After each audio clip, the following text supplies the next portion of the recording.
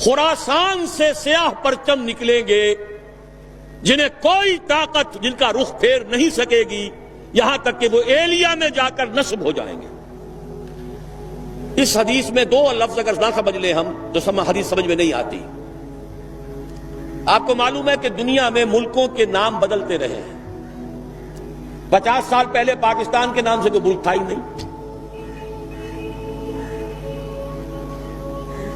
حضور کے زمانے میں خراسان ایک بہت بڑا ملک تھا،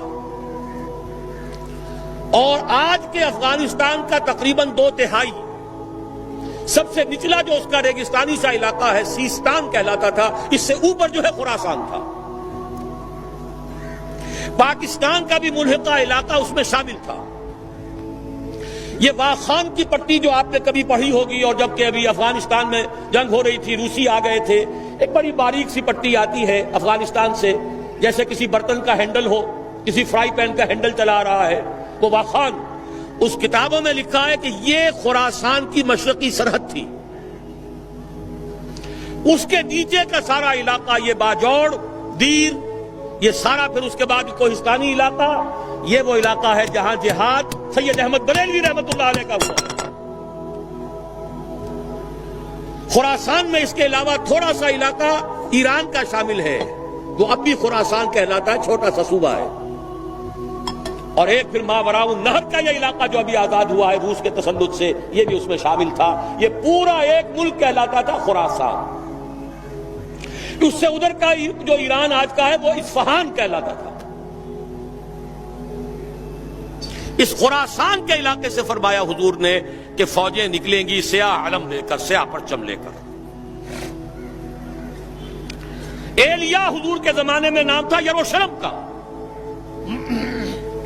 یروشلم کو سن 70 عیسوی میں جب تباہ و برباد کیا ہے ٹائٹس رومی نے، بالکل تباہ و برباد کر دیا، اس کو پھر اجاڑ دیا جیسے کبھی نیبوکڈنیزر نے اجاڑا تھا۔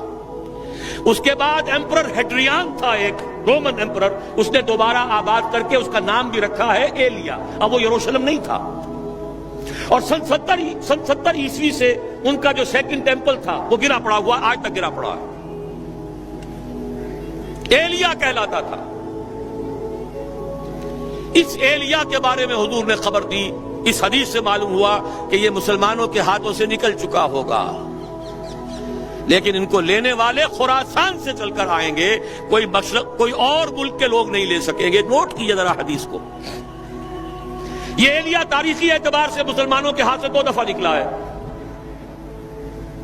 پہلے عربوں کے ہاتھ سے نکلا، لیکن عرب واپس نہیں لے سکے۔ کس نے واپس لیا؟ صلاح الدین ایوبی کرد، خراسانی نہیں تھے۔ گویا کہ وہ اس حدیث کا اطلاق اس پر نہیں ہوگا۔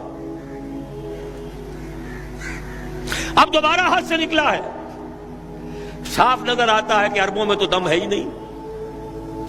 تھوڑے سے دم خم کا امکان تھا عراق کا، اس کا جو بھرکس نکالا ہے، اگلا پچھلا کھایا پیا جیسا، اور دوسرا 3 ٹکڑوں میں تقسیم کیا ہے، اس کی اپنی حماقت بھی اس میں شامل ہے، عالمی سازش شامل ہے، سب کچھ ہے۔ یہ میرا اس وقت کا موضوع نہیں ہے۔ عالم عرب میں کوئی ملک ایسا نہیں ہے کہ جو چیلنج کر سکے۔